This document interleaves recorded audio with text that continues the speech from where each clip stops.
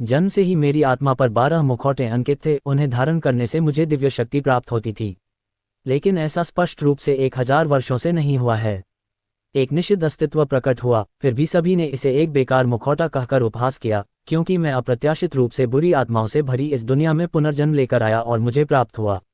मैंने daemon fate system हासिल कर लिया है, लेकिन मैं इसे सक्रिय नहीं कर पा रहा हूँ अभी क्लब के गतिविधि केंद्र में, क्योंकि मैं बहुत आकर्षक हूँ। कला प्रदर्शन क्लब का अध्यक्ष मुझे छोटे कपड़े पहना रहा है। मुझे इस बात से चिढ़ हुई कि मुझे फ्रेशमैन ओरिएंटेशन के दौरान स्टूडेंट क्लब एक्टिविटी सेंटर में सहायक स्टाफ के तौर पर नियुक्त किया गया था। उन बड़े उम्र के लोगों की तुलना में, जिन्हें सिर्फ कमर के बल झुकना आता था, मेरी स्थिति कहीं बेहतर थी। क्या मंच पर एक बड़ी तलवार दिखाना बेहतर नहीं होगा? मैंने प्रॉप्स के ढेर में से लगभग 2 मीटर लंबी एक घुमावदार तलवार निकाली और उसे कुछ बार जोरदार और शक्तिशाली ढंग से घुमाया। हालांकि यह एक प्रॉप थी, फिर भी इसका वजन 10 किलोग्राम से अधिक है। मैंने इतने सालों तक लगन से अभ्यास करना नहीं भूला। अगर पोषण की कमी न होती तो शायद मैं खेल का छात्र भी बन जाता। बस दिखावा कर रहा हूँ। मैं मजे से बैठा ही था कि अचानक कोई हौंफते हुए मेरे पास आया। जियांग मिंग, तुम यहाँ क्या कर रहे हो? ठीक है, तुम तो वाकई कमाल हो, क्या तुम जाओगे नहीं? उस सीनियर लड़की को देखो जो अपनी कमर हिला रही है। वो मेरे दोस्त का साथ देने आई थी। ये मेरा क्लबमेट जियांग मिंग है। शायद वो मेरा साथ देने आया था क्योंकि उसे लगा कि मैं अकेला महसूस कर रहा हूँ, लेकिन अगले ही पल उसके पैर लड़खड़ा गए और वो गिर पड़ा जमीन पर। बूढ़े सू, कुछ भयानक हुआ है। एक राक्षस स्टूडियो में घुस आया है और सभी छात्रों और शिक्षकों को खा गया है। मैं पूरी तरह से स्तब्ध रह गया। मेरे पास लुओ शेन एक शक्तिशाली जादूगर है।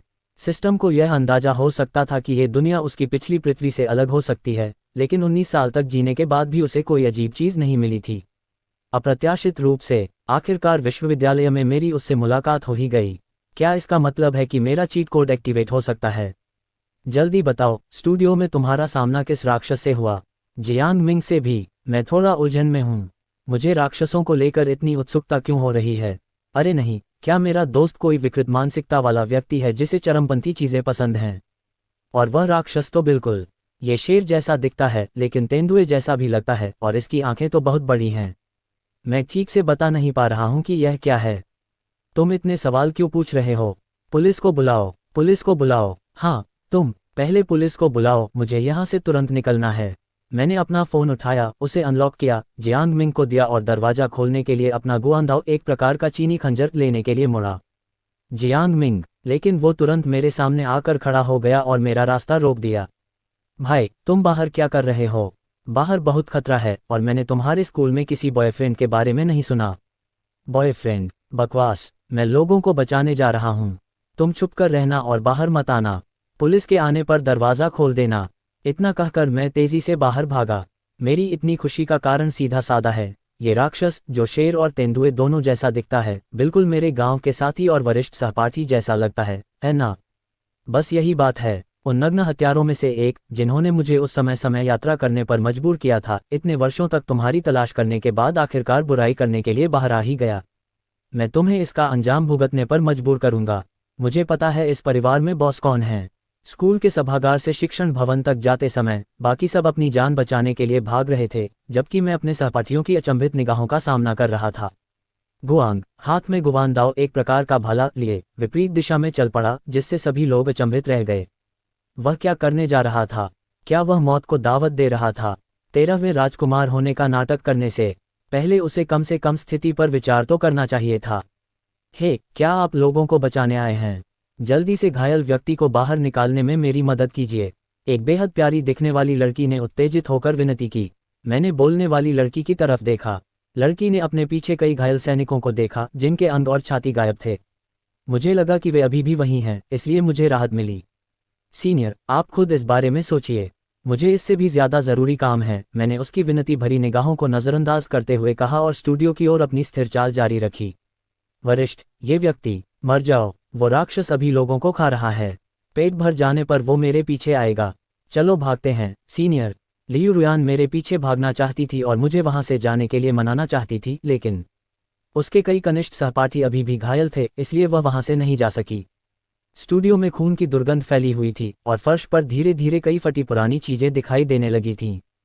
खून के धब्बे दिखाई दे रहे थे। अधिकांश छात्र पहले ही बाहर भाग चुके थे। विशाल सभागार में केवल मेरे कदमों की आहट और अस्वीकृति की धीमी फुसफुसाहट ही सुनाई दे रही थी। विद्वान, मुझे बचाओ। अचानक अंधेरे से एक चीख सुनाई दी। मैंने सिर घुमाया और देखा कि एक लड़का मंच के नीचे खोखले हिस्से में छिपा हुआ है। उसके ऊपर एक राक्षस एक लाश को नोच नोच कर रहा था, जिसका हाथ और चेहरा बुरी तरह क्षतिग्रस्त था। उसकी क्रोधित निगाहें और भयावह उपस्थिति विशेष रूप से डरावनी थी। वह शियोंगबो था। हाँ, मैंने उसे देखते ही पहचान लिया। मैंने उस राक्षस को अपने परिवार के पैतृक महल से भागे हुए नुओमियान के रूप में पहचान लिया। मुझे मेरा लक्ष्य मिल गया था। मैं किसी राक्षस से तर्क वितर्क नहीं करने वाला था, बस एक 4 पैरों वाला प्राणी जो एक छोटे ट्रक जितना बड़ा है। पिछले जन्म में तो तुम मेरी दीवार पर जगह भी नहीं पाते, और इस जन्म में अपने मालिक पर हावी होने का सपना भी देख रहे हो। बिल्कुल नहीं, हमें उसे मारना होगा और नए सिरे से शुरुआत करनी होगी। नीचे छिपा हुआ लड़का मुझे चाकू लहराते और मेरे खौफनाक चेहरे को देखकर इतना डर गया कि उसने अपने हाथ हिलाए और बार बार अपना सिर झटक दिया। वह नहीं चाहता था कि मैं उसे बचाऊं। यह उसे बचाना नहीं था, बल्कि एक तरह से उसे जान से मारने की कोशिश थी। कई साल बाद जब शियोंगबो मांस खा रहा था, तब उसके ध्यान भटकने का फायदा उठाकर मेरी निपुण शारीरिक क्षमताओं ने मुझे हवा में छलांग लगाने की शक्ति दी और मेरे गुवानदाव ने मेरे प्रतिद्वंद्वी के पीछे जोरदार प्रहार किया। शियोंगबो ने एक भयानक दहाड़ लगाई और फिर उसने अपना पिछला पैर उठाया और पीछे से मुझ पर लात मारने की कोशिश की। मुझे इसका पहले से ही अंदाजा था और पलक झपकते ही मैंने एक तरफ हटकर उस जानलेवा बंदर जैसी लात से खुद को बचा लिया। जैसे ही मैंने राहत की सांस ली, मेरे कान में बगल से एक तेज सरसराहट की आवाज आई और स्टील के चाबुक जैसी एक पूंछ तेजी से मेरे चेहरे की ओर बढ़ी। हताशा में मैं केवल अपने गुआंदाव एक प्रकार का भाला का उपयोग करके उसे रोकने की कोशिश कर सका, लेकिन पूंछ सीधे टकराए। गुआंदाव चकनाचूर हो गया और उस जोरदार टक्कर से मेरे पूरे शरीर में कंपन फैल गया। मैंने बड़ी मुश्किल से अपनी गति का इस्तेमाल करके शियोंगबो से दूरी बनाई और तुरंत ही मुझे महसूस हुआ मेरे माथे से गर्म हवा की एक धारा बहकर मेरी दाहिनी आंख में जा गिरी, जिससे मेरी दृष्टि धुंधली हो गई। अचानक शियोंगबो दहाड़ा और मेरी तरफ घूरने लगा। पता चला कि जो व्यक्ति छिपा हुआ था। जब मैं शियोंगबो से लड़ रहा था, तब मंच के नीचे खड़ा लड़का भागने की कोशिश कर रहा था, लेकिन शियोंगबो ने उसे पकड़ लिया। ऐसा लग रहा था मानो उसके पैरों में कई सीढ़ियां चुभी हुई हों। वह कांपते हुए वहीं खड़ा रहा। भागो, तुम वहां क्यों खड़े हो? एक मधुर ध्वनि ने लड़के को चौंकाते हुए जगा दिया। मेरा चेहरा पहले से ही खून से लथपथ था। उसने टूटी हुई तलवार और युद्ध ध्वज को सहारा देते हुए लड़के और शियोंगबो के बीच खड़ा हो गया। एक टूटे हुए सारस की एक और चीख सुनाई दी और लड़का अपनी गलती का एहसास करके घबराकर भाग गया। उसकी आंखों में कृतज्ञता भरी हुई थी। स्टूडियो में सिर्फ मैं और शियोंगबो ही बचे थे। ताकत में भारी अंतर को देखते हुए ऐसा लग रहा था कि मुझे सिर्फ शियोंगबो का खूबसूरत रूप ही देखने को मिलेगा। लेकिन फिर मैं हंस पड़ा। तुम अपने पिछले जन्म से भी बदसूरत हो गए हो। उकसाए जाने और उपहास से भड़क उठे शियोंगबो पूरी तरह से क्रोधित हो गए और उनका विशाल शरीर एक छोटी कार की तरह मेरी ओर दौड़ पड़ा। आओ, विशाल मुंह खुल गया, मानो मुझे निगलने को तैयार हो। लेकिन तभी मेरे मन में एक सुखद सूचना गूंजी, मेजबान का सामना हुआ है। हमला शुरू हो चुका है, सिस्टम सक्रिय हो गया है, योजना पूरी हो चुकी है। मैंने बिना किसी हिचकिचाहट के कार्रवाई की। मेरी शक्ति आसमान छू रही है। युन चांग ने आपकी पुकार सुनी। युन चांग ने आपकी पुकार का जवाब दिया। कृपया मास्क पहन लीजिए। क्या यह आखिरकार आ गया? अंधेरे में मुझे अपने पीछे एक लंबा सा व्यक्ति खड़ा दिखाई दिया। हालांकि मैं उसे स्पष्ट रूप से नहीं देख पा रहा था। मैंने चेहरा तो पहचान लिया, लेकिन मुझे पूरा यकीन था कि वह लंबा चौड़ा प्रभावशाली व्यक्ति गुवान यू ही था। उसी क्षण मेरे चेहरे पर भी वही जानी पहचानी लालिमा छा गई। तभी मैंने अपने भीतर गहरे बसे उन शब्दों को कहा। मेरी आंखों में वे चूजों और पिल्लों की तरह थीं। अचानक नीले ड्रैगन क्रिसेंट ब्लेड का आभास मेरे हाथ में प्रकट हुआ। गुवान यू की मूर्ति का बचा हुआ आधा हिस्सा धीरे धीरे सामने आने लगा और स्टूडियो में ड्रैगन की गर्जना गूंज उठी। आसमान में काला ड्रैगन। मेरे पीछे गुवान यू की धुंधली छवि अचानक मेरी आंखों के सामने आ गई। मेरे शरीर के भीतर मैंने जोर से पैर पटका और तुरंत शियोंगबो की ओर दौड़ा। शियोंगबो की विशाल लालटेन जैसी आंखों में मुझे ऐसा लगा जैसे मैंने असली गुवान को देख लिया हो। युन चांग पल भर में भय से भर गया। मैंने अपनी ग्रीन ड्रैगन क्रिसेंट ब्लेड घुमाए और उसके स्टील जैसे मजबूत मांसल शरीर को बिना छुए ही ऊपर की ओर चीर दिया। जब तक हमारे शरीर अलग नहीं हुए तब तक कोई प्रतिरोध नहीं हुआ और मैंने अपनी तलवार म्यान में डाल ली। मेरे चेहरे पर कोई भाव नहीं था। राक्षस शियोंगबो एक ही वार में 2 टुकड़ों में कट गया था। धिक्कार है। वाह, ये तो कमाल है। मैं मन ही मन चिल्लाए बिना नहीं रह सका। तभी दानव देवता प्रणाली की सूचना मेरे कानों में फिर से गूंजी। होस्ट ने गुवान यू से संपर्क स्थापित कर लिया है।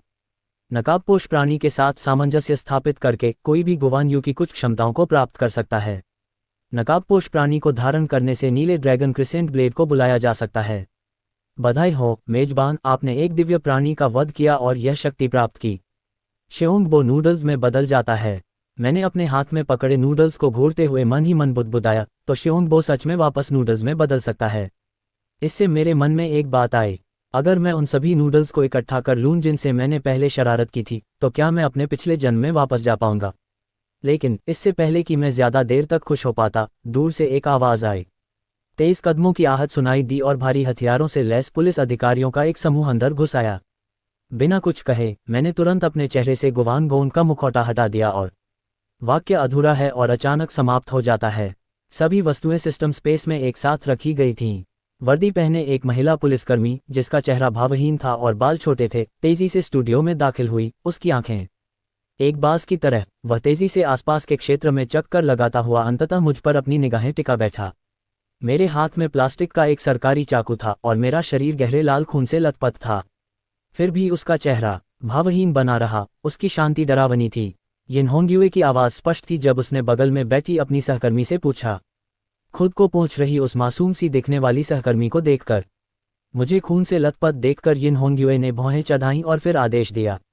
उस क्षण गोली लगने से बचने के लिए मैंने आज्ञाकारी होकर चांदी का कंगन पहन लिया। जब मैं स्टूडियो से बाहर निकला तो अनगिनत छात्रों ने मेरी ओर प्रशंसा भरी निगाहों से देखा, खासकर उस लड़के ने जिसे मैंने अभी अभी बचाया था, जो लगातार यिन होंगयुए को खींच रहा था।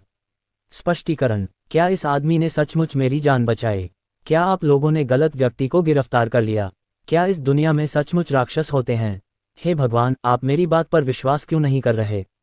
फॉलो करें। बाद में चेंशी पुलिस स्टेशन के पूछताछ कक्ष में यिन होंगयुए गंभीर भाव से मेरे सामने बैठी थीं और सीधे मुद्दे पर आ रही थीं। यिन होंगयुए की आंखें तेज और स्थिर थीं। वह मेरी आंखों में घूर रही थी, मानो कोई कमी ढूंढने की कोशिश कर रही हो।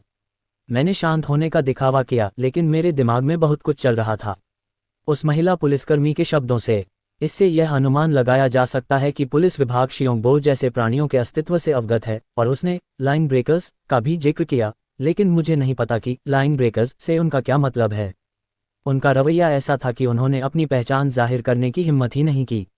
मेरी चुप्पी देखकर यिन होंगयुए का गुस्सा भड़क उठा और उसने मेरा पतला सा चेहरा पकड़ लिया।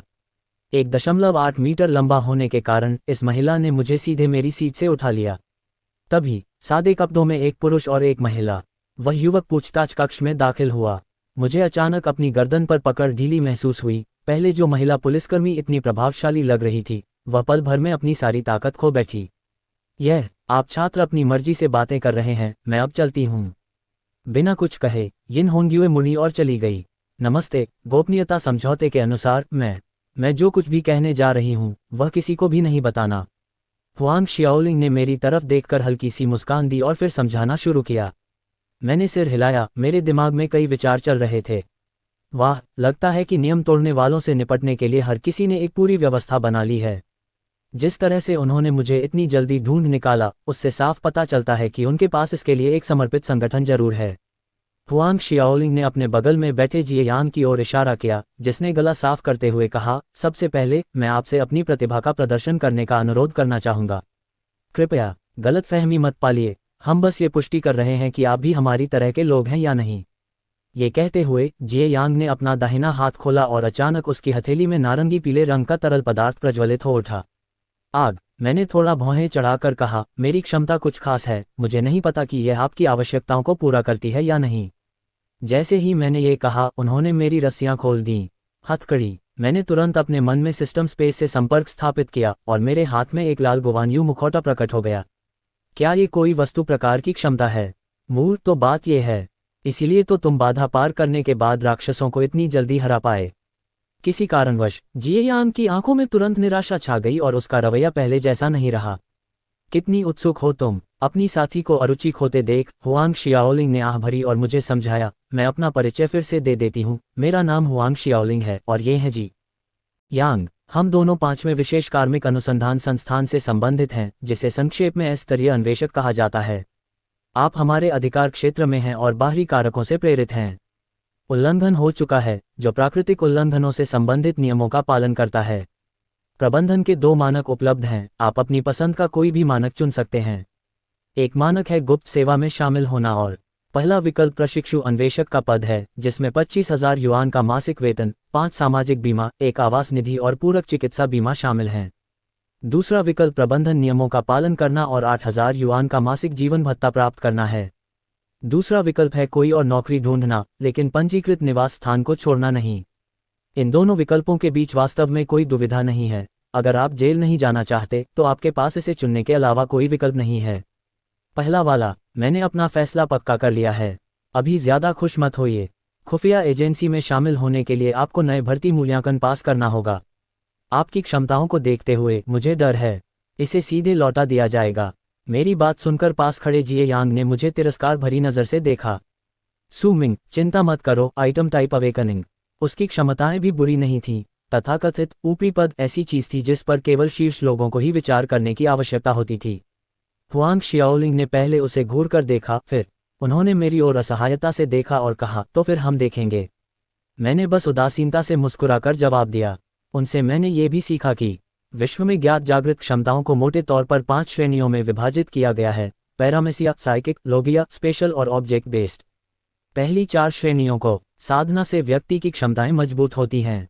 केवल वस्तु प्रकार की वस्तुओं की सीमाएं ही पूरी तरह जागृत व्यक्ति पर निर्भर करती हैं। इसीलिए जिए यांग ने मेरी क्षमताओं को खोज निकाला। इस शक्ति का उपयोग करने के बाद मेरा रवैया पूरी तरह बदल गया। लेकिन मुझे इसकी बिल्कुल परवाह नहीं है। आखिर किसी को पता ही नहीं कि यह कोई साधारण वस्तु आधारित क्षमता नहीं है। इसके अलावा पूरी प्रक्रिया नवपाषाणकालीन प्रणाली द्वारा समर्थित है। इसी बीच खुफिया एजेंसी के चौक में चट्टानों से पूरी तरह ढके एक युवक को शामिल करते हुए विश्वास का आकलन चल रहा है। वह एक बाघ जैसे राक्षस से लड़ रहा था। अचानक राक्षस ने उस युवक पर हमला कर दिया, लेकिन वह राक्षस के आने वाले हथेली के वार का मुकाबला नहीं कर सका। खुद को बचाने के बजाय उसने वार सहने के लिए अपना हाथ आगे बढ़ा दिया। हैरानी की बात यह थी कि जानवर के नुकीले पंजों ने उसके हाथ पर वार किया, लेकिन उस पर एक भी सफेद निशान नहीं छोड़ा। हा हा हा, तू छोटा शैतान, तू मेरे घर में घुस भी नहीं सकता। ये मुक्का खा ले। जोर से हंसते हुए उसने बाघ जैसे राक्षस पर मुक्का मारा। जैसे ही उस जानवर ने मुक्के से दूसरे जानवर के माथे पर प्रहार किया, वह दर्द से कराह उठा। वह पीछे की ओर गिर पड़ा, 2 बार लुढ़का और फिर वहीं पड़ा रहा। हालांकि ऐसा प्रतीत हुआ कि इस मुक्के से उसकी सारी शक्ति समाप्त हो गई थी। कुछ ताकतवर, एक ही मुक्के से वह निष्प्रभावी हो गया। वांग वू ने प्रथम स्तर के राक्षसी जानवर को हराया है, इसलिए वह समान स्तर का है। उसकी क्षमता उत्कृष्ट है और वह गहन प्रशिक्षण का हकदार है। काम के कपड़े पहने एक अधेड़ उम्र का आदमी हैंडहेल्ड कंप्यूटर पर लिख और चित्र बना रहा है। बुरा नहीं है भाई, जागने के तुरंत बाद ही प्रथम श्रेणी का दर्जा हासिल करना वाकई प्रभावशाली है। कई लोग प्रारंभिक मूल्यांकन में असफल रहे। विशेष प्रशिक्षण शब्द सुनते ही कई दर्शक वांग वू की चापलूसी करने के लिए उसके चारों ओर जमा हो गए। चलो ना, वांग वू कमर पर हाथ रखे आत्मसंतुष्टि से मुस्कुराया। इस रफ्तार से तो राजधानी जिले में नए रंगरूटों में उसका पहला स्थान पक्का था। उसे सबसे ऊंचा पद दे दो। हालांकि तभी मेरे मुंह से एक ऐसी आवाज निकली जिसने सबको चौंका दिया। उस समय विशेष मूल्यांकन क्षेत्र के अंदर बाई शियाओ अपने आप से कुछ बुदबुदा रही थी। मुझे मूल्यांकन के नियम समझाओ। लेकिन तभी एक अधीर आवाज ने हमारी बातचीत में दखल दिया। अरे तुम दोनों, क्या तुम अभी भी परीक्षा देने वाले हो? नहीं, अगर कोई मूल्यांकन नहीं हुआ तो आज का सत्र समाप्त। पूछ रहे हो? मैंने तो परीक्षा दी ही थी। बाई शियाओ जैसे कोई चौंकी हुई खरगोश डरते डरते जल्दी से भागकर समझाने लगी। इससे मेरे मूल्यांकन का अवसर विलंबित हो गया। प्रशिक्षक किन, ये नई प्रशिक्षु शोधकर्ता हैं जो अभी अभी कंपनी में शामिल हुई हैं। इनकी क्षमता आइटम टाइप मास्क है। Item type. अधेड़ उम्र के उस व्यक्ति की दिलचस्पी पल भर में गायब हो गई। आखिर वह किस स्तर के राक्षस को चुनौती देने की योजना बना रहा था? उसे बार बार नीचा दिखाया गया था। अपनी शक्ति का प्रदर्शन न करना इस गरिमा में दानव देव प्रणाली के साथ अन्याय होगा। मुझे उच्चतम स्तर दो। उच्चतम स्तर पृथ्वी स्तर है, लेकिन अगर आप यहाँ पृथ्वी स्तर के प्रतिद्वंद्वी को भी हरा देते हैं। राक्षसी जीवों को भी पदोन्नति पाने से पहले संबंधित कार्य पूरे करने पड़ते हैं। अधेड़ उम्र के व्यक्ति ने ठंडी मुस्कान के साथ कहा। उसने ऐसे कई नौजवानों को देखा था जो अभी अभी जागृत हुए थे। अति आत्मविश्वास से भरा हुआ, खुद को अजेय समझता है। सू मिन, हमें सिर्फ पहले स्तर के राक्षसी जीवों को चुनौती देनी है। दूसरे स्तर के राक्षसी जीव तो अनुभवी जांचकर्ताओं के लिए भी मुश्किल होते हैं। आमने सामने की लड़ाई, यकीन मानो मैं 8वें स्तर के राक्षसी जानवर को भी चुनौती दे सकता हूँ। भीड़ शोर मचाते हुए उसे ऐसे घूरने लगी मानो वह बिल्कुल बेवकूफ़ हो। हम बस सामान की श्रेणी में एक बेकार चीज़। जागने पर मैं बस कुछ ही चीज़ें उठा पाया था, तो इससे क्या साबित होता है? संस्थान को वाकई अपने नियम बदलने की ज़रूरत है। हमें ऐसे लोगों को अपनी जगहें छीनने नहीं देनी चाहिए। आजकल के ये नौजवान जो गाली गलौज से भरे रहते हैं और सीधे शिखर पर पहुंचने की कोशिश करते हैं, शायद सिर्फ लड़कियों को प्रभावित करने की कोशिश कर रहे हैं। मेरे ऊपर उपहास की एक लहर दौड़ गई, लेकिन मैं शांत रहा। मैं चुपचाप हथियारों के रैक की ओर चला गया। वहां कोई आधिकारिक तलवार नहीं मिली और मैंने लापरवाही से एक तलवार उठा ली। उसने एक काफ़ी कारगर खंजर हासिल कर लिया। खुफिया एजेंसी में खबरें तेजी से फैलती हैं। अफवाहें फैलने लगी कि एक नया रंगरूप तुरंत ही दूसरे स्तर के राक्षसी जानवर को चुनौती देने वाला है, और इसी तरह और भी अफवाहें फैलने लगीं। लोग ये देखने के लिए दौड़ पड़े कि क्या हो रहा है। इसी बीच पास की एक ऊंची इमारत से एक आवाज आई, बुजुर्ग जी, आप इस युवक के बारे में क्या सोचते हैं? एक आदमी काले कपड़ों में लिपटा हुआ था। गाउन और सुनहरे चश्मे पहने एक व्यक्ति ने परीक्षा हॉल का गहन अवलोकन किया। उसके बगल में सफ़ेद बालों वाला एक बुजुर्ग व्यक्ति खड़ा था। दोनों बस खड़े थे। वहां किसी की हिम्मत नहीं होती थी उसके पास जाने की। निदेशक वेई, जो वर्तमान में आइटम टाइप अवेकेंड में सबसे शक्तिशाली हैं, यान शिशान की तलवार है। जब वह पहली बार जागृत हुए थे तब इसमें एक विशेष गुण शक्ति मौजूद थी। अपनी सर्वोच्च शक्ति के साथ उसने अपने पहले ही आकलन में एक स्तर के दानव राक्षस को मार डाला, जबकि वह उससे एक स्तर ऊपर था। हालांकि तलवार तो संहार का हथियार है, खासकर उड़ने वाले मुखौटे जैसी नाजुक तलवार। क्लाउड बुजुर्ग, आपका चरित्र भेद आज भी उतना ही खराब है, डिंग तियान ने कर्कश स्वर में उत्तर दिया। बिल्कुल स्पष्ट, उसने आगे कहा। निदेशक वेई ने कंधे उचकाते हुए हल्के से हंस दिया। स्पष्ट है कि इस बच्चे ने पूरे समय शांत और संयमित व्यवहार बनाए रखा है। जाहिर है कि उसके पास कोई सहारा है और वह हमें चौंका सकता है। युन डिंगटियन के चेहरे के भाव बदल गए। चेन को शायद कोई अप्रिय घटना याद आ गई। परीक्षा हॉल में मुझे पता ही नहीं चला कि मैंने पहले ही उच्च अधिकारियों का ध्यान आकर्षित कर लिया था। मैंने हाथ हिलाया। तलवार हवा में तैर रही थी, उसकी निगाहें सीधे आगे टिकी हुई थीं। यह नीली ज्वाला सर्प थी, जो अपने स्तर की सबसे मजबूत रक्षा शक्ति रखती थी। सू मिंगमिंग स्पष्ट रूप से निशाने पर था। बाई शियाओ मंच के नीचे से देख रहा था। नीले ज्वाला सर्प को देखकर जियाओ चौंक गया। ये देखकर कि मैं राक्षसी जीवों की शक्ति से पूरी तरह अनजान प्रतीत हो रहा था, बाई जियाओ ने जल्दी से मुझे याद दिलाने की कोशिश की। लेकिन इससे पहले कि वह अपनी बात पूरी कर पाती, तभी उसे जोर से धक्का लगा। चुप रहो, तुम्हें किसने कहा था उसे याद दिलाने के लिए? धक्का देने वाली वांग वू थी। उसका चेहरा गुस्से से लाल हो गया, उसकी आंखों में ईर्ष्या झलक रही थी। ईर्ष्या आज का दिन उसका होना चाहिए था, लेकिन मैं, यह अचानक आई हुई नई छात्रा, ने सारी सुर्खियां बटोर लीं। परीक्षा हॉल में मैंने बाई शियाओ को सुना। शियाओ की चेतावनी और उसे धक्का मुक्की करते देख मेरे भीतर क्रोध का ज्वार उमड़ पड़ा।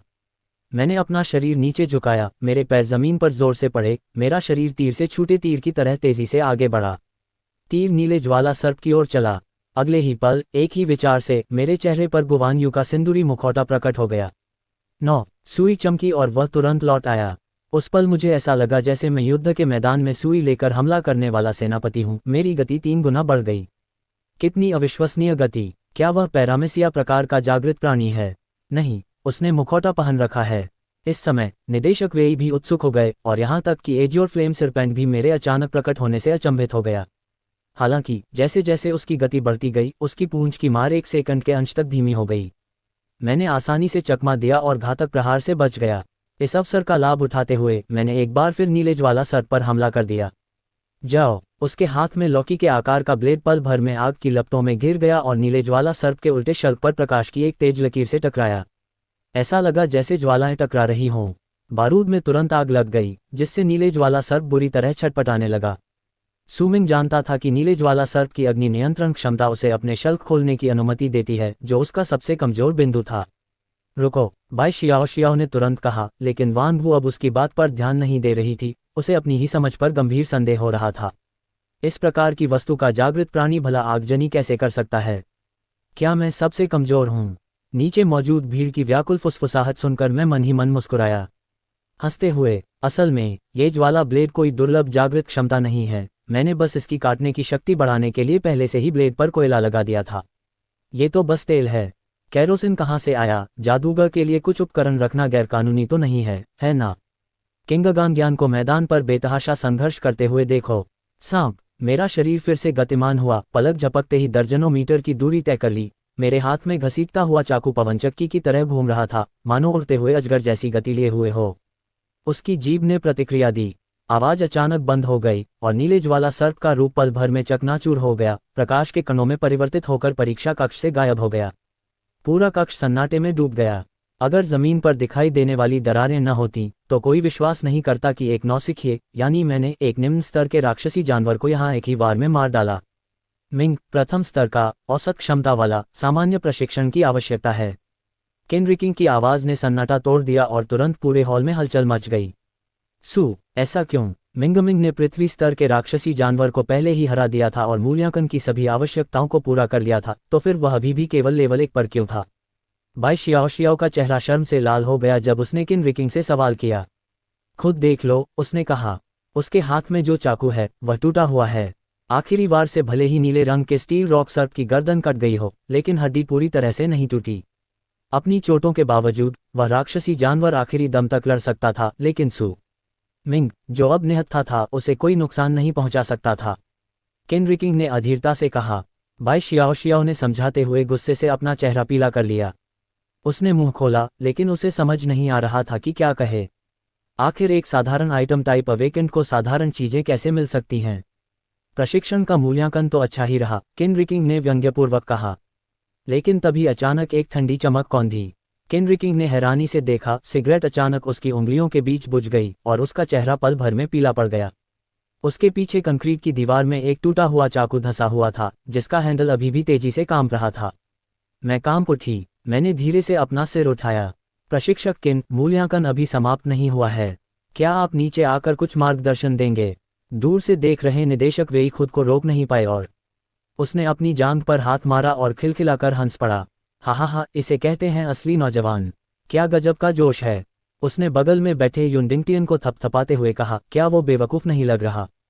10 साल पहले तुम अधिपति भला लेकर युन परिवार के पैतृक महल में घुस आए थे। हम वो तो बिल्कुल भी काबिल नहीं है, युन डिंगटियन ने ठंडी सी आवाज में कहा, लेकिन उसकी आंखों में एक चमक सी आ गई। नामात्र की सराहना। अरे बाप रे, कितना बदतमीज बच्चा है। एक मामूली कबाड़ का टुकड़ा प्रशिक्षक को चुनौती देने की हिम्मत करता है। किनरी को सबके सामने उकसाया गया। दिल, उसने ठंडे स्वर में कहा। इतना कहकर वह परीक्षा कक्ष की ओर दौड़ पड़ा। उसके कदमों की आहट से फर्श पर दरारों का जाल बन गया। पैटर्न, आज मैं तुम्हें दिखाऊंगा कि एक सच्चा पृथ्वी स्तरीय विशेषज्ञ कैसा दिखता है। सोंग मिंग के लिए यह सचमुच अंत है। उसने तो साधना की कोई तकनीक भी नहीं सीखी है, भला वह कैसे हो सकता है? प्रशिक्षक की प्रतिद्वंदी। स्टैंड के एक कोने में बाई शियाओ भयभीत थी। उसका चेहरा पीला पड़ गया था। लेकिन तभी अचानक मेरे पैर लड़खड़ा गए और मैं लगभग गिर ही गई। वह गिर पड़ा। उसके मुखौटे के नीचे से ठंडे पसीने की बूंदें टपक रही थीं। हम आखिरकार समझ ही गए, है ना? केनरिक्सन ने उपहासपूर्वक कहा। कोई साधना नहीं, तकनीकों में महारत हासिल करने के बाद आप अपनी जागृत शक्तियों का इतनी लापरवाही से इस्तेमाल करने की हिम्मत करते हैं। भले ही आप आइटम टाइप अवेक न हो तो क्या हुआ? ये तो बस एक बच्चे का विशाल तलवार से खेलना है। आप वास्तव में इसे चला नहीं सकते। कुछ ही वार, ठीक है। पहली बार जब मैंने उसकी छाती और गर्दन पर वार किया तो एक ही वार में लड़ाई खत्म हो गई। मुझे तो कुछ भी असामान्य नहीं लगा। अब थोड़ा हटकर इंतजार करते हैं। कुछ देर बाद मुझे ऐसा लगा जैसे अनगिनत छोटी छोटी तंतुओं ने मेरे चेहरे को जकड़ लिया हो और मेरी जीवन शक्ति को लगातार चूस रही हो। मैंने शुरू में सुनना पड़े चेहरे पर ही भरोसा करने की योजना बनाई थी। मैं केनरिक्सन को जोरदार थप्पड़ मारना चाहता था। अब तो मेरी किस्मत ही खराब थी। मैंने अपना सिर बहुत ज्यादा चोटिल कर लिया था। जब मैं हताशा महसूस कर रहा था तभी अचानक मेरे मन में एक विचार आया। वातावरण में एक भयानक सन्नाटा छा गया। इससे पहले कि मैं इसे ठीक से महसूस कर पाती, मेरे सामने बैठी केनरिक्सन खुद को संभाल नहीं पाए और पलक झपकते ही वहां से गायब हो गई। कितनी जल्दी! केनरिक्सन को पल भर में गायब होते देख उसकी आंखें सिकुड़ गईं। उसने सोचा भी नहीं था कि केनरिक्सन अपनी विशेष क्षमता का इस्तेमाल किए बिना ही इतनी भयानक गति से आगे बढ़ सकता है। तुमने अपनी महाशक्ति का इस्तेमाल किए बिना ही कैसे अचंभित हो गए? केनरिक्सन की आवाज़ अचानक मेरे सिर के पीछे गूंजी और उसके बाद हवा के तेज चलने की आवाज़ मेरे कानों के पास से गुजरी। मैंने सहज ही आगे की ओर छलांग लगाए और पीछे से केनरिक्सन के छुपकर किए गए हमले से बाल बाल बची। मेरी प्रतिक्रिया काफ़ी तेज थी, लेकिन व्यर्थ। मैं जैसे तैसे संभल पाई थी कि इससे पहले कि मैं कुछ प्रतिक्रिया कर पाती, मेरी आंखों के सामने सब कुछ धुंधला सा हो गया और फिर मुझे आश्चर्य हुआ कि मैं वापस उसी जगह पर आ गई थी। एक जोरदार धमाके के साथ मुझे अचानक अपने पेट में भारीपन महसूस हुआ। मुझे तेज दर्द हुआ और मैं पलक झपकते ही दूर जा गिरा। संभलने से पहले ही मेरा शरीर फिर से कांप उठा और मैं पेट पकड़े हुए किनरी के सामने प्रकट हुआ। मेरा दिल मेरे सामने था। अगले ही पल एक नुकीली छड़ी मेरे गाल पर जोर से लगी और मुझे चक्कर आने लगा। फिर मेरा चेहरा चमक उठा। धनुष का तीर पल भर में गायब हो गया। बाकी सभी परीक्षार्थियों, ये याद रखना, सिर्फ इसलिए मत सोचना कि तुम्हारे पास कोई विशेष क्षमता है और तुम किसी को भी चुनौती दे सकते हो। तुम्हारी वरिष्ठता। किनरिक्सन ने मेरी पिछली लड़ाई को तुच्छ बताते हुए उसे निष्फल बना दिया, मानो वह केवल इसी तरह अपनी शक्ति का प्रदर्शन कर सकता हो। वहां मौजूद दर्शक, वे कमरे में दाखिल हुए, उनकी निगाहें मुझ पर दया से भरी थीं। लेकिन उन्होंने ध्यान नहीं दिया कि जमीन पर लेटे हुए मैंने अचानक एक आवाज़ निकाली। अजीबोगरीब, डरावनी आवाज़ें हवा में गूंज उठीं और उसका शरीर अनियंत्रित रूप से कांपने लगा। अचानक वह भयानक एहसास उसके मन में फिर लौट आया। बहन, बहन, मैं चाहती हूँ। मेरी शक्ति, मुझसे विनती करो और मैं उसे तुम्हारे लिए मार डालूंगा। मैं तुम्हारा स्वामी हूँ और वह मुझसे सौदेबाजी करने की हिम्मत करता है। मैंने ठंडी हंसी के साथ अपनी बात समाप्त की। उन शब्दों के साथ ही मेरी चेतना धीरे धीरे अंधकार में डूब गई। किनरिक्सन ने उस समय मेरे असामान्य व्यवहार को देखा, लेकिन उनके चेहरे पर कोई घबराहट नहीं दिखी और वे गंभीर बने रहे। अराजकता, तुम्हें लगता है मैं सिर्फ चालबाजी कर रहा हूँ। चालबाजी। किनरिक्सन ने तुरंत अपनी शक्ति समेट ली, मानो उसका हथियार काले धुंध की एक परत से ढक गया हो। चूंकि तुम इतने प्रतिरोधी हो, ठीक है, तो इसे ले लो। मेरा शरीर एक बार फिर किनरिक्सन के सामने खींच लिया गया और आरी की तरह गरजता हुआ हथियार एक बार फिर उस पर वार करने ही वाला था। अचानक मेरे चेहरे पर एक व्यंग्यात्मक हंसी गूंज उठी। किनरिक्सन जम गया, उसका शरीर तुरंत एक तरफ खिसक गया, वह अपनी जगह से हिल गया। वह भूतिया हंसी किसकी थी? ये किनरिक्सन की ही आवाज थी।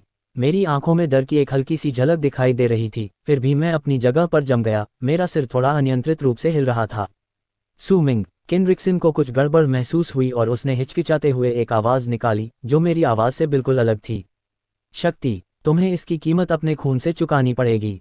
पल भर में मेरे चेहरे पर नीले चेहरे वाला, नुकीले दांतों वाला, उभरी हुई आंखों वाला एक भयानक राक्षस प्रकट हुआ। एक भूत। अजीबोगरीब, किसी ने खुफिया एजेंसी में घुसपैठ कर ली है। मदद के लिए बुलाओ। नीचे मौजूद भीड़ में अफरा तफरी मच गई। तभी एक आकृति बड़े से लदे वस्त्र में लिपटी हुई। अचानक एक आकृति प्रकट हुई और भीड़ के पीछे हटने का रास्ता रोक दिया। घबराहट किस बात की? ध्यान से देखो, तुम लोग बस जांच कर रहे हो। तुम मुझे बस एक चेहरा दिखा रहे हो। भीड़ ने नवागंतुक की ओर देखा और निर्देशक वेई को पहचान कर राहत की सांस ली। उस क्षण निर्देशक वेई की निगाहें मेरे चेहरे पर टिकी हुई थीं। हालांकि जू पहले से ही सदमे में थी। ऐसा लग रहा था कि इस बच्चे के पास एक से अधिक मुखौटे हैं और वह उन्हें बदल भी सकता है, जबकि अखाड़े में मौजूद किनरिक्सन को इतना आश्चर्य नहीं हुआ। मुझे राहत का एहसास हुआ। मुझ पर दबाव बढ़ता जा रहा था और वह भयानक प्रेत जैसा चेहरा उसकी दृष्टि में और भी बड़ा होता जा रहा था, जिससे उसकी पशुवत प्रवृत्ति जागृत हो रही थी। उसे जगाओ, भागो। उंगलियों के एक झटके से मेरी दौड़ती हुई आकृति तुरंत अपनी मूल स्थिति में लौट आए। किनरिक्सन की विशेष क्षमता को पल भर में प्रतिध्वनित होना कहा जाता है। ये दुश्मन की भौगोलिक स्थिति को केवल 3 सेकंड पहले तक ही पुनर्स्थापित कर सकता है और अपनी स्थिति भी रिकॉर्ड कर सकता है। जब तक ये प्रतिध्वनि में रिकॉर्ड रहता है, तब तक ये दिन भर दुश्मन की स्थिति का पता लगा सकता है। वह किसी भी समय रिकॉर्डिंग की जगह पर लौट सकता था, लेकिन इस समय तक किनरिक्सन के माथे पर पसीना आ चुका था। अगर प्रशिक्षक के रूप में अपनी छवि बनाए रखने की बात न होती, तो शायद उसने मौके पर ही आत्मसमर्पण कर दिया होगा। नहीं, इस हालत में ये लड़का ज़्यादा देर तक टिक नहीं पाएगा। जब तक वह मुझे मार नहीं सकता, मैं उसे थका सकता हूँ। किनरिक्सन को तुरंत लगा कि जीत उसकी मुट्ठी में है, और जैसे ही वह मुझे फिर से सही स्थिति में लाने के लिए अपना दाहिना हाथ उठाने ही वाला था, अचानक मेरी हल्की हंसी उसके कानों तक पहुंची। एक आवाज़ सुनाई दी। किनरिक्सन को पता भी नहीं चला कि मैं कैसे पास आ गया, और उसने जल्दी से अपनी उंगली बढ़ाकर मेरी लोकेशन का पता लगाने की कोशिश की। देर नहीं हुई थी, मैंने तुरंत मुस्कुराकर जवाब दिया। शुरुआती स्थिति में वापस आकर ऐसा लग रहा था मानो वह कभी हिला ही न हो, सिवाय इसके कि मेरे हाथ में एक कटा हुआ हाथ हो। किनरिक्सन ने एक शोकपूर्ण चीख निकाली। भीड़ में से एक तीखी चीख निकली। हर कोई स्तब्ध और भयभीत था। किसी ने कल्पना भी नहीं की थी कि एक नवागंतुक, जिसने अपने पहले ही दिन अपनी शक्तियों को जागृत किया था, इतनी आसानी से पराजित हो जाएगा। उसने प्रशिक्षक का हाथ उखाड़ दिया। यून डिंगटियन ने स्थिति को बेकाबू होते देखा और चुपचाप अपने पैर हिलाए। बड़े साहब, घबराए मत, उसने कहा। बस हाथ टूटा है, ऐसा नहीं है कि इसे जोड़ा नहीं जा सकता। चलिए शो थोड़ी देर और देखते हैं। निर्देशक वेई ने अपना बेपरवाह लहजा बनाए रखा। मैंने कड़वी हंसी हंसी। जी हाँ इंस्ट्रक्टर, क्या आपको अब भी लगता है कि ये चीज़ें बेकार हैं? मुझे जवाब दीजिए। मेरी अजीब हंसी ने आसपास खड़े लोगों को सिहरन पैदा कर दी। रोंगटे खड़े हो गए। ये आदमी पागल है, मानसिक रूप से बीमार है। वांग वू इस बार सचमुच डरा हुआ था। दर्शकों में सबसे ज्यादा गालियां उसी ने दी थीं। सू मिंग, मैं मानता हूं कि तुम में कुछ हुनर है। अभी बहुत समय है, बस देखते रहो। ये कड़े शब्द कहते ही किनरिक्सन पूरी तरह से निश्चिंत हो गया। आज उसे हार का सामना करना पड़ा था, लेकिन तो क्या हुआ, मैं उसे सच में मारने वाला नहीं हूं। लेकिन तभी एक डरावनी आवाज़ फिर सुनाई दी। अगर मैं तुम्हारी जगह होता तो मैं सू मिंग के जागने का इंतज़ार करता। ठीक है, मुझे धमकाते रहो, वरना मैं तुम्हें लूट लूंगा। मज़ा आएगा। पलक झपकते ही मैं भूत की तरह प्रकट हुआ। किनरिक्सन के चेहरे के भाव एकदम बदल गए। उसे बहुत पछतावा हो रहा था। उसे पहले अपने बाएं हाथ का अभ्यास और अधिक करना चाहिए था। जैसे ही मेरा हाथ उसके शरीर को भेदने वाला था, मुझे अचानक एक एहसास हुआ। मेरे शरीर में एक सिहरन दौड़ गई और अगले ही पल मैंने खुद को किनरिक्सन के सामने जमते हुए पाया। किनरिक्सन के माथे से ठंडे पसीने की एक बूंद बह गई। Cloud top heaven. अचानक मेरे पीछे एक मजबूत हाथ प्रकट हुआ और उसने मेरी गर्दन को कसकर पकड़ लिया। महोदय, आप क्या काम करते हैं? क्या? मैंने अपनी आवाज़ में थोड़ी शरारत भरी लहजे में पूछा। तुम पहले से ही जाग रहे थे, है ना? यून डिंगटियन का चेहरा गुस्से से लाल हो गया और उसने जवाब दिया, मुझे नहीं पता। अरे, मैं अभी अभी जागा हूँ, मैं अभी अभी जागा हूँ। असल में बाहर भागने से एक सेकंड पहले ही मैं जाग चुका था, लेकिन मुझे उम्मीद नहीं थी कि लोग मुझे देख लेंगे। लगता है ये बुरा आदमी। उसकी ताकत का कोई अंदाजा नहीं लगाया जा सकता। बेशक मेरा इरादा कभी भी किनरिक्सन को मारने का नहीं था। मैं तो बस उसे डराना चाहता था, खासकर इसलिए क्योंकि वहाँ इतने सारे लोग मौजूद थे। इतने बड़े बड़े लोग देख रहे हैं। एल्ड यून, मैंने पहले ही कहा था कि यह लड़का सब संभाल लेगा, फिर भी आप इतने घबराए हुए क्यों हैं? उसी क्षण निदेशक वेई मुस्कुराते हुए परीक्षा कक्ष में दाखिल हुए। उनके सुनहरे बाल, मोटे गले वाले चश्मेधारी व्यक्ति ने मुझे उत्सुकता से देखा। सू मिंग, मैं बीजिंग स्पेशल एजेंट स्टेशन के प्रमुख के रूप में आपसे क्षमा मांगता हूं। स्पेशल एजेंट स्टेशन, जागृत क्षमताओं के आधार पर कोई भेदभाव नहीं होना चाहिए। किनरिक्सन ने प्रशिक्षक के पेशेवर नैतिक मूल्यों का उल्लंघन किया है और मैं उसके खिलाफ कड़ी कार्रवाई करूंगा। निदेशक वेई ने मुस्कुराते हुए अपनी बात रखी। डिग्री, मैं मन में बैर रखने वालों में से नहीं हूं, इसलिए मैंने बस उनकी बात मान ली, एक एहसान किया और अपने सख्त चेहरे के भाव हटा लिए। फिर वही जानी पहचानी बात। सिस्टम नोटिफिकेशन की आवाज़ फिर से मेरे कानों में गूंजी। बधाई हो होस्ट, आपने नए नेदरवर्ल्ड के साथ तालमेल बिठा लिया है और आपको यक्ष नेदरवर्ल्ड और ईविल फ्रेंजी कौशल प्राप्त हो गया है। गति 3 गुना बढ़ गई और कई सेकंड तक बनी रही। मैंने कभी उम्मीद नहीं की थी कि भाग्य के इस मोड़ से मैं यक्ष की रूप बदलने की क्षमता को जागृत कर दूंगा। यक्ष, जिसे संहारक दानव के नाम से भी जाना जाता है, एक समय ड्रैगन राजा द्वारा वश में किया गया था। मैं जल महल का धर्मात्मा देवता बनने ही वाला था। तभी अचानक मेरे मन में एक साहसिक विचार आया। क्या होगा अगर मैं पहले यक्ष नवमेन को साथ ले जाऊं और दुष्ट इरादा कौशल को सक्रिय कर दूं? अगर आप उन्माद की अवधि के दौरान गुवान गोंग मूविंग नूडल्स पर स्विच करते हैं, तो क्या आप गुवान गोंग मूविंग नूडल्स के flying dragon in the sky को 3 गुना गति से कर पाएंगे? मैं सचमुच एक जीनियस हूँ। बॉस, आप बड़ा चढ़ाकर बोल रहे हैं। इंस्ट्रक्टर किन और मैं तो बस मजाक कर रहे थे, है ना? इंस्ट्रक्टर, मैंने किनरिक्सन का कटा हुआ हाथ पकड़ा और उसने उसे घूर कर देखा। तो फिर मेरे वर्तमान मूल्यांकन स्कोर की गणना कैसे की जानी चाहिए? सू मिंग, रेटिंग डी, उत्कृष्ट क्षमता, प्रमुख प्रशिक्षण लक्ष्य। किनरिक्सन केवल दांत पीस सकता था। दांत, उसने हर शब्द को स्पष्ट रूप से बोलते हुए कहा। पल भर में वहां मौजूद सभी जांचकर्ता स्तब्ध रह गए। डी रैंक, किसी नए व्यक्ति को पहली परीक्षा में डी रैंक मिले कितना समय हो गया था? स्तर 1, राक्षस, एक और शैतानी शक्ति। जांचकर्ताओं का सदमा वास्तव में काफी स्वाभाविक था। आखिरकार खुफिया एजेंसी की संभावित रेटिंग केवल औसत थी। उत्कृष्ट सबसे निचला स्तर था। उत्कृष्ट, चौथा स्तर। उत्कृष्ट रेटिंग प्राप्त करने वालों को भविष्य में कम से कम 20 स्तर की क्षमता की गारंटी दी जाती है। बाद में स्पेशल एजेंट की लाइब्रेरी में निदेशक वेई ने मैंने मार्शल आर्ट रैंकिंग प्रणाली और तकनीकों का परिचय दिया। ऐसा कहा जाता है कि इस भवन में वर्तमान मार्शल आर्ट रैंकिंग प्रणाली और बुनियादी तकनीकें जियांग वांग नामक व्यक्ति पर आधारित हैं। ये शोध के माध्यम से पता चला है। मार्शल आर्ट के स्तरों को 9 चरणों में विभाजित किया गया है और ये चरण और जागृति के स्तर परस्पर विरोधी नहीं हैं। सामान्यतः मार्शल आर्ट का उच्च स्तर जागृति के उच्च स्तर से मेल खाता है। ये कम भी नहीं होगा। तभी डायरेक्टर वेई ने रहस्यमय तरीके से किताबों की अलमारी से एक पीला पड़ा हुआ स्क्रॉल निकाला। सू मिंग, ये प्राचीन काल से चला आ रहा एक स्क्रॉल है। फिर मुझे किसी भी स्रोत से कोई दृश्य चित्रण आरेख नहीं मिला। सबसे शुरुआती मार्शल आर्ट तकनीकें सभी दृश्य चित्रण से ही उत्पन्न हुई थीं। जैसे ही वह स्क्रॉल खुला, मेरी पुतलियां फैल गईं। फिर वह सिकुड़ गया। स्क्रॉल के ऊपर 3 आंखों, 4 चेहरों और 8 भुजाओं से सुशोभित एक देवता की मूर्ति थी। वह कोई और नहीं बल्कि युद्धर्थ वन वानर स्वामी थे। क्या आप इस चित्र में दिख रहे व्यक्ति को पहचानते हैं? वेई सुओझांग मिन रूई ने मेरी बेचैनी भांप ली और हिचकिचाई। क्या इस दुनिया में लकड़ी से लड़ने वाले वानर राजा की कहानी भी नहीं है? आखिर यहाँ तो कोई अधिकारी भी नहीं है। अगर दूसरे गुरु भी उसे नहीं पहचानते तो संभवतः वे दोमू युवानजुन को भी नहीं पहचान पाएंगे। वर्षों से हमने पूरे देश को जुटाकर अनगिनत प्राचीन ग्रंथों की खोज की है, लेकिन कोई लाभ नहीं हुआ। चित्र में दर्शाए गए देवता के बारे में कोई भी संबंधित जानकारी। ये देखकर कि निर्देशक वेई ने आगे कोई प्रश्न नहीं पूछा, मैंने चैन की सांस ली। ठीक है, फिलहाल यही तस्वीर काफ़ी है। मैं इसे आपको नए होनहारों के लिए एक उपहार के रूप में दे रहा हूँ। सामान्य तौर पर आप जिस साधना विधि की कल्पना करते हैं वह आपके लिए अधिक उपयुक्त होगी। फिर छावनी कप्तान ने मुझे वह चित्र सौंप दिया। जाहिर है यह मुझे यूं ही नहीं दिया गया था। 1 महीने बाद खुफिया एजेंसी की आंतरिक बैठक में आप वहां मौजूद होंगे और लोगों का अपमान करने वाले उन बदमाशों का पर्दाफाश करेंगे। देखते हैं आइटम आधारित क्षमताएं वास्तव में कितनी शक्तिशाली होती हैं, तुम नीच लोगों। डायरेक्टर वेई की इस बेबाकी को देखकर मैं हंसे बिना नहीं रह सका। फिर उसने इशारा किया और गुलाबी बालों वाली एक लड़की अंदर आई। अप्रत्याशित रूप से वह बाई शियाओ थी। अब से वह आपकी एकमात्र सहायक होगी। कमान संभालो, आप किसी भी प्रक्रिया के लिए उनसे संपर्क कर सकते हैं और हम तो साथ रहते भी हैं। डायरेक्टर वेई ने एक अर्थपूर्ण मुस्कान दी जिस पर मैं केवल असहज हंसी ही हंस सका।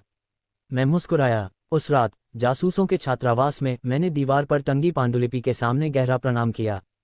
हजारों चेहरों की विधि, 3 सिरों और 6 भुजाओं की क्षमता प्रसिद्ध थी।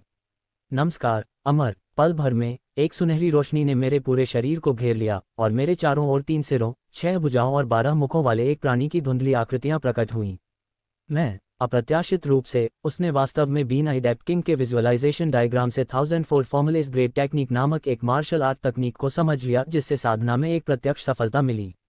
छिपा हुआ भाग्य दर्पण। अब मैं सचमुच कह सकता हूं कि मैंने मार्शल आर्ट के मार्ग पर कदम रख दिया है। अगले दिन मैंने बाई शियाओ से एक उच्च स्तरीय मिशन प्राप्त करने में मदद करने के लिए कहा। आखिरकार अब मैं उसकी ताकत पहले किनरिक्सन से लड़ने के समय की तुलना में काफ़ी अधिक है। चूंकि किनरिक्सन पृथ्वी स्तर के मिशनों को संभाल सकता है, इसलिए मेरे लिए ऐसा न करने का कोई कारण नहीं है। मुझे इस बात पर यकीन है, लेकिन मुझे यह नहीं पता था कि किनरिक्सन प्रांतीय स्तर पर कमजोर जांचकर्ताओं में से एक था, इसलिए वह इतने लंबे समय तक खुफिया एजेंसी का सदस्य बना रहा। मैं संस्थान में प्रशिक्षक के रूप में कार्यरत हूँ। मैंने मिशन प्लेटफॉर्म देखा। वहाँ बीजिंग विश्वविद्यालय से छात्रों के लापता होने की जांच नामक एक प्रीफेक्चर स्तरीय मिशन है। सुमिंग, क्या हमें इसे स्वीकार करना चाहिए? बीजिंग विश्वविद्यालय शब्द सुनते ही मैं बिस्तर पर उछल पड़ा। मेरा पुराना विश्वविद्यालय। मैंने कंप्यूटर स्क्रीन पर देखा जहां स्पष्ट रूप से 10 लिखा था। फरवरी की चिलचिलाती धूप में बीजिंग विश्वविद्यालय के यीशु सोसाइटी के 4 छात्र परिसर में रहस्यमय तरीके से गायब हो गए। क्या ये विश्वविद्यालय की जिम्मेदारी थी या मानव स्वभाव की विकृति का संकेत?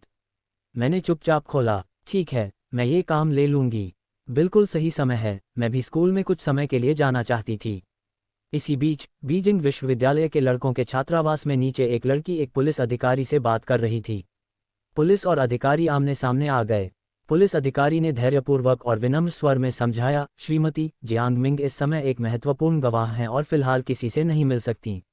लीजिए, यह मेरा पहचान पत्र है। आप इसकी प्रामाणिकता की पुष्टि के लिए अपने पर्यवेक्षक से संपर्क कर सकते हैं। मैं आपसे सहयोग का अनुरोध कर रहा हूं, अनुमति नहीं मांग रहा।